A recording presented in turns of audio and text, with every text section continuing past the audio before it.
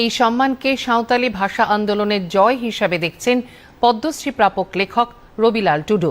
এর আগে তিনি সাহিত্য অকাদেমি পুরস্কারও পেয়েছেন।